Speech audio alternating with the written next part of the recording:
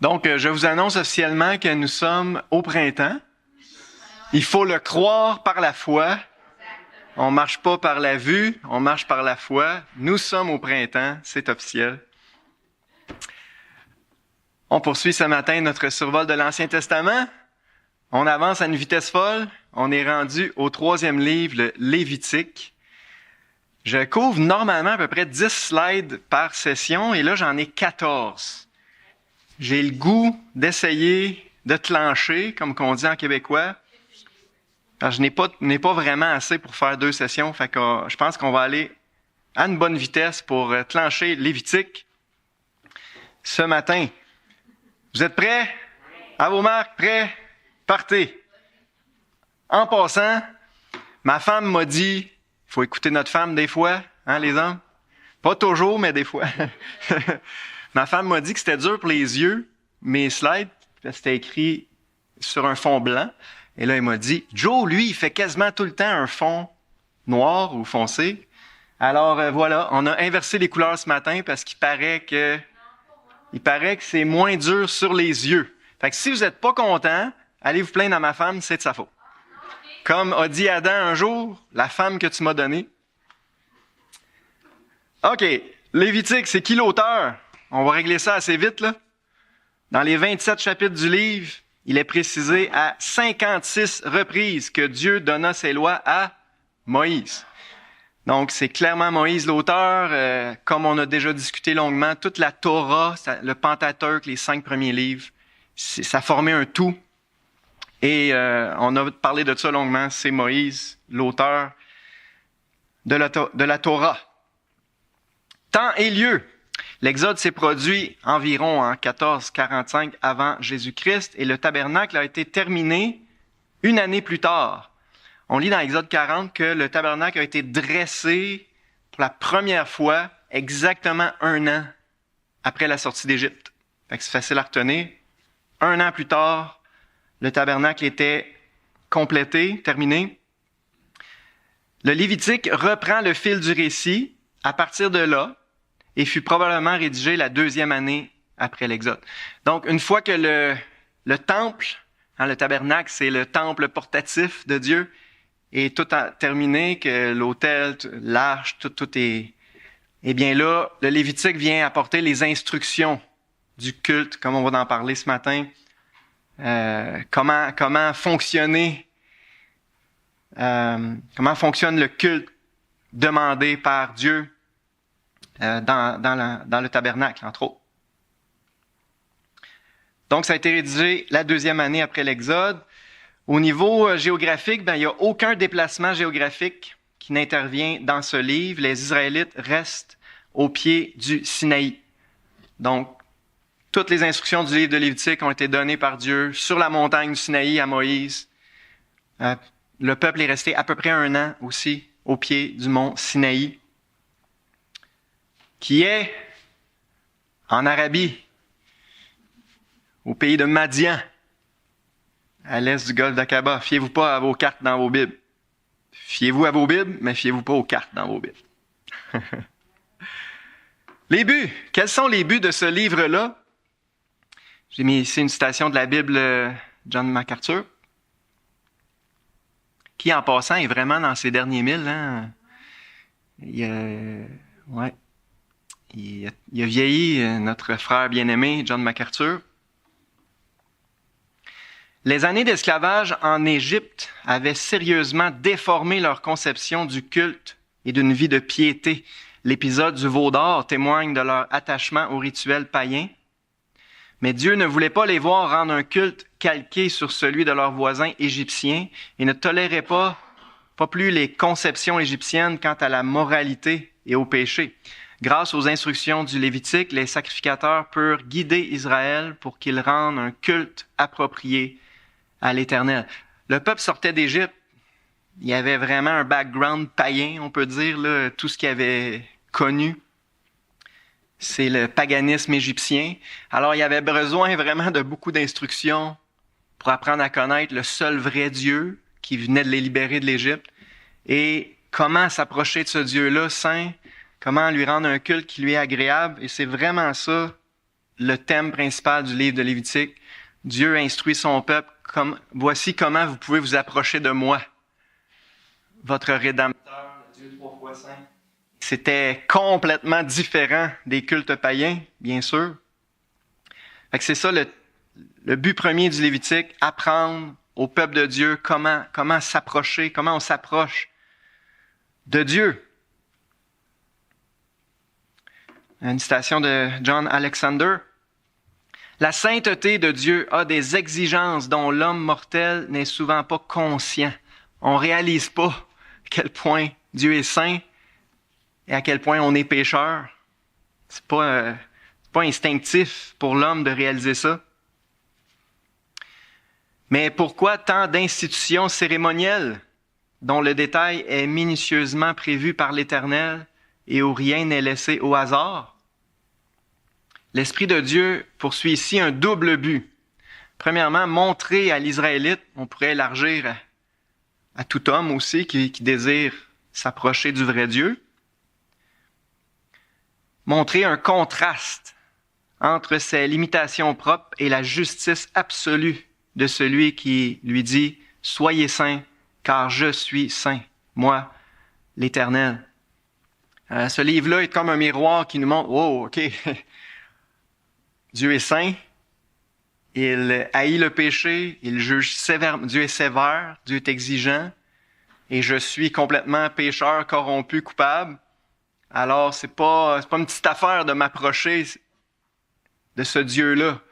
Dieu a des exigences précises, et c'est un livre qui nous aide à prendre conscience de cette réalité-là, qu'on n'est pas digne finalement de s'approcher de Dieu puis de lui rendre un culte agréable. Il y a vraiment des conditions à remplir. Et un double but, c'est de présenter par avance, et c'est toujours un des merveilles de l'étude de l'Ancien Testament, c'est de voir Jésus. Présenter par avance à l'Israélite le suprême sacrifice, celui de Jésus-Christ, au travers des multiples holocaustes et sacrifices d'expiation qui tous préfigurent l'œuvre accomplie à la croix du Calvaire. Le livre de Lévitique parle beaucoup de sacrifices. C'est la clé là, pour s'approcher du Dieu très saint. Il faut s'approcher avec un sacrifice sanglant. Dieu avait enseigné ça depuis le début, depuis Abel. Mais là, c'est vraiment détaillé dans le livre du Lévitique, tous les types de sacrifices. Tous les sacrifices du Lévitique pointent vers Jésus-Christ, pointent vers différents aspects de Jésus-Christ et de son sacrifice. Alors, c'est ça. Il y a beaucoup encore là d'images, de symboles dans le livre de Lévitique. On n'a pas le temps ce matin de regarder la signification de ces symboles-là, mais c'est vraiment important d'en être conscient lorsqu'on lit ce livre-là. Ça pointe vers Jésus, comme tout le reste de l'Ancien Testament. Caractéristiques. Ce livre souligne premièrement le rôle de la tribu sacerdotale de Lévi, l'attribut que Dieu a mis à part pour être à son service, et on peut dire au service du peuple en même temps. Le livre règle le comportement des sacrificateurs dans leur office. Ça nous décrit vraiment c'est quoi la fonction des sacrificateurs, leurs tâches.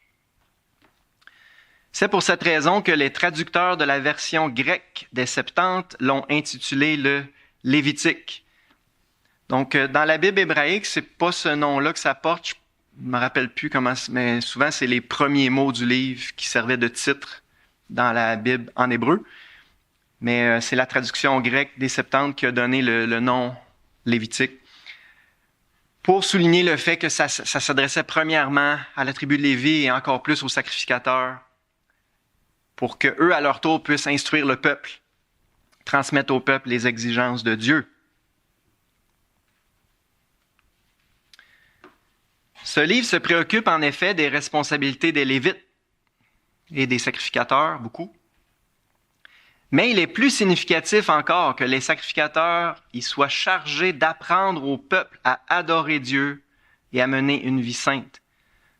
Comme je viens de le dire, ça servait à instruire les sacrificateurs pour qu'à leur tour, ils puissent bien instruire le peuple. comment adorer Dieu, comment lui rendre un culte qui lui est agréable, comment s'approcher de lui, et aussi c'est quoi ses exigences de sainteté. C'est vraiment ça le thème central du Lévitique. Et on peut en tirer, bien que nous ne sommes plus sous la loi, nous sommes plus tenus de suivre ces instructions-là de façon littérale, les principes derrière restent immuables. On ne peut pas s'approcher de Dieu n'importe comment. Pour nous aujourd'hui, ça se résume assez simplement, c'est à travers Jésus. À travers Jésus, c'est la seule façon que Dieu nous accueille et c'est la seule façon qu'on peut lui rendre un culte qui lui est agréable. Et les exigences de sainteté de Dieu n'ont pas changé. En fait, Dieu a juste levé la barre plus haute dans le Nouveau Testament. Dieu s'attend à ce qu'on s'efforce de mener une vie sainte pour rester en communion avec lui, pas pour gagner notre salut, mais pour rester en communion avec ce Dieu-là saint. Il faut cultiver la sainteté pratique dans nos vies. Alors, c'est des thèmes que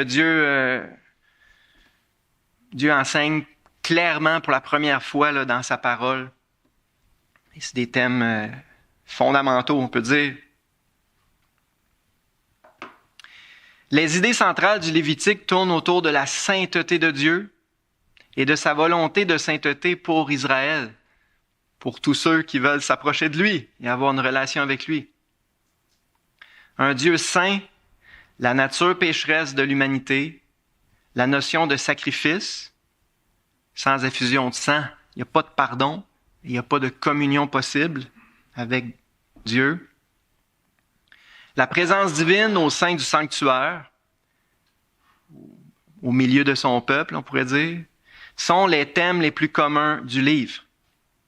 D'un ton clair et impérieux, il livre des instructions en vue de la sainteté personnelle, présentées comme une exigence divine. On va lire quelques versets ensemble, s'il vous plaît. Lévitique, chapitre 11.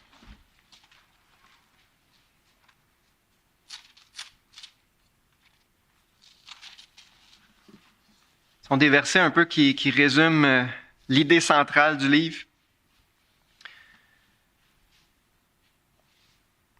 Lévitique, chapitre 11, versets 44-45. « Car je suis l'Éternel, votre Dieu. Vous vous sanctifierez et vous serez saints, car je suis saint. Vous ne vous rendrez point impurs par tous ces reptiles qui rampent sur la terre, car je suis l'Éternel, qui vous ai fait monter du pays d'Égypte pour être votre Dieu et pour que vous soyez saints, car je suis saint. » Le sens premier de saint, c'est séparé, mis à part. Dieu est à part. Dieu est absolument séparé de toute souillure, de tout mal, de toute impureté. Et Dieu dit à son peuple, si vous voulez être en communion avec moi, ben vous aussi, vous devez poursuivre la sainteté, vous devez vous séparer des souillures du monde, vous séparer de la corruption, du péché qu'il y a autour de vous. Alors, c'est le grand but derrière toutes les instructions du Lévitique. C'est ça. Je suis saint. Si vous voulez être mon peuple, si vous voulez être en communion avec moi, soyez saints, poursuivez la sainteté, vous aussi. Puis, il répète ça encore au chapitre 19, verset 2. Lévitique 19, verset 2. Parle à toute l'assemblée des enfants d'Israël et tu leur diras, soyez saints, car je suis saint, moi l'Éternel, votre Dieu. Chapitre 20, verset 7. Vous vous sanctifierez, vous vous séparerez des nations païennes et de toutes les impuretés. Vous vous sanctifierez et vous serez saints, car je suis l'Éternel, votre Dieu. Vous observerez mes lois et vous les mettrez en pratique. Je suis l'Éternel qui vous sanctifie. Donc, le but de Dieu derrière toutes ces lois, toutes ces instructions, tous ces sacrifices, c'est de mettre à part son peuple, de le séparer des autres peuples pour qu'il soit à lui et différent, radicalement différent des autres nations de la terre. Et on peut lire chapitre 20, verset 26. « Vous serez saints pour moi, pour ma gloire, on peut dire, hein? Car je suis saint, moi l'Éternel. Je vous ai séparés des peuples afin que vous soyez à moi. Ça, c'est une belle phrase, hein? Dieu dit ça à Israël, je vous ai séparés des peuples afin que vous soyez à moi. Puis je veux que vous soyez radicalement différents des autres nations. Et ce principe-là demeure avec le nouveau peuple de Dieu, l'Israël de Dieu, l'Israël spirituel qui est présentement l'Église. C'est le même principe. Dieu nous a séparés de l'humanité corrompue et pour qu'on soit son peuple à lui. Et Dieu s'attend qu'on soit radicalement différent du monde dans lequel on vit pour sa gloire, pour l'honorer, pour le représenter. On est comme ses représentants, les représentants du Dieu très saint sur cette terre. C'est une grande responsabilité. Donc, c'est vraiment un thème important du livre. Le thème de l'alliance mosaïque, qui était conditionnelle, contrairement à la nouvelle alliance qui est inconditionnelle, parcourt tout le livre, mais il ressort particulièrement au chapitre 26. Le contrat passé avec la jeune nation, il détaille les conséquences de l'obéissance et de la désobéissance aux clauses de l'alliance. Toute la Torah, c'est une alliance que Dieu fait avec Israël. Et cette alliance-là est clairement conditionnelle. Dieu répète tout le temps, si tu obéis à mes lois, si tu les mets en pratique, je vais te bénir abondamment. Si tu désobéis à mes lois, si tu les mets pas en pratique, je vais te châtier. Et c'est l'alliance, c'est l'ancienne alliance qui est conditionnelle à l'obéissance. Puis d'un bout à l'autre de l'histoire d'Israël, ce qu'on voit, c'est qu'Israël n'est pas capable. Et Israël servait d'échantillon de l'humanité pour démontrer hors de tout doute que même dans les meilleures conditions, l'homme est totalement incapable d'atteindre par ses efforts les standards de Dieu. C'est un des grands buts de l'Ancien Testament au complet et de toute l'histoire d'Israël, démontrer que l'homme est incapable de plaire à Dieu par ses propres efforts, par ses propres capacités. On peut juste lire rapidement Lévitique 26. Quelques versets dans Lévitique 26. L'idée que c'est une alliance. Dieu fait un deal avec son peuple. Il dit, voici les conditions du deal. Chapitre 26, verset 3. Si vous suivez mes lois, si vous gardez mes commandements et les mettez en pratique, je vous enverrai des pluies en leur saison, la terre donnera ses produits, les arbres des champs donneront leurs fruits, etc. On peut surtout verset 11. J'établirai ma demeure au milieu de vous, mon âme ne vous aura point en horreur, je marcherai au milieu de vous, je serai votre Dieu, vous serez mon peuple. Wow! C'est ça l'alliance. Si vous vous sanctifiez, si vous vous séparez du péché et des impuretés, si vous mettez en pratique mes paroles, mes commandements, mes lois, je vais vous bénir, vous allez être mon peuple, je vais être votre Dieu, je vais marcher au milieu de vous, on va être en communion. Ça a fonctionné par petits bouts dans l'histoire, mais règle générale, c'est pas ça qui résume l'histoire d'Israël. Puis, l'autre côté, verset 14. Mais si vous ne m'écoutez point, et ne mettez point en pratique tous ces commandements, si vous méprisez mes lois, si votre âme a en horreur mes ordonnances, en sorte que vous ne pratiquiez point tous mes commandements, et que vous rompiez mon alliance, voici alors ce que je vous ferai. Et là, il y a une longue liste de châtiments prévus. C'est des châtiments d'amour. Dieu châtie Israël comme un père châtie son fils qu'il aime, mais quand même. Alors, voilà, le livre de Lévitique fait partie de l'alliance, l'ancienne alliance entre Dieu et Israël, qui s'est soldée au bout du compte par un échec. Et c'est pour ça qu'il fallait une nouvelle alliance supérieure, basée sur les mérites de Jésus-Christ et non pas nos propres efforts. Les 5 sacrifices et offrandes décrits avait une valeur symbolique. Les 7 premiers chapitres décrivent en détail 5 sortes de sacrifices que Dieu demandait pour s'approcher de lui. Alors, ces 5 sacrifices avaient une valeur symbolique. Leur objectif était de permettre à l'adorateur vraiment repentant et reconnaissant d'exprimer sa foi et son amour pour Dieu par l'accomplissement de ces rituels. Je vais faire une petite pause là, c'est important. Souvent, on voit l'Ancien Testament, on dit « Ouais, mais dans ce temps-là, c'était par les œuvres. Maintenant, c'est par la foi. » Non, ce qu'on apprend, surtout Hébreux 11 est clair là-dessus. Dieu a toujours pris plaisir dans la foi. Les œuvres, ça a toujours été une façon d'exprimer sa foi. Alors, tous ces sacrifices-là, quand l'Israélite arrivait puis offrait son agneau, c'était une façon concrète d'exprimer sa foi en Dieu et son amour pour lui, son désir de lui plaire, d'être en communion avec lui. Et c'est toujours ça que Dieu a recherché, c'est toujours ça qui a été agréable à Dieu. Ça a toujours été par la foi. Maintenant, c'est la façon d'exprimer notre foi qui a changé radicalement là, dans l'Ancienne Alliance versus la Nouvelle Alliance. Mais ça a toujours été par la foi. Puis la preuve, c'est qu'il y a beaucoup de passages de l'Ancien Testament où Dieu reproche aux Israélites de juste avoir des rituels extérieurs. Dieu n'a jamais pris plaisir dans les sacrifices qui étaient offerts sans foi. Quand c'était juste des rituels extérieurs, Dieu disait « Je prends pas plaisir à vos sacrifices. Arrêtez de m'en offrir, ça m'écoeure. » C'est ça que Dieu dit souvent dans les prophètes. C'est la foi qui est agréable à Dieu et c'est la sincérité de cœur. Dieu veut qu'on l'aime et qu'on désire vraiment lui plaire et avoir une relation avec lui. Donc, c'était une façon d'exprimer sa foi et son amour pour Dieu. Là, je suis rendu dans... Ici. Lorsque le cœur n'était ni repentant ni reconnaissant, Dieu n'était pas heureux du sacrifice offert, comme je viens de l'expliquer.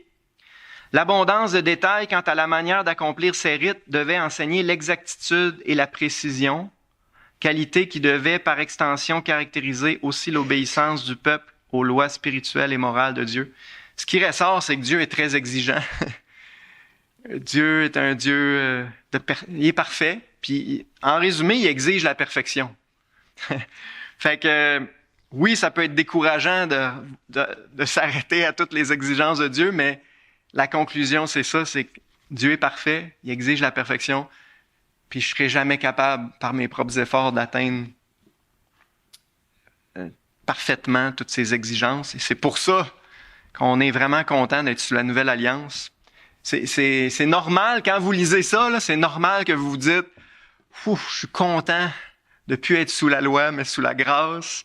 Je suis content d'être sous la Nouvelle Alliance, puis de pouvoir me reposer sur ce que Jésus a fait à ma place. » Parce que oui, c'est lourd de se placer devant les exigences du Dieu très saint. On n'est plus sous la loi.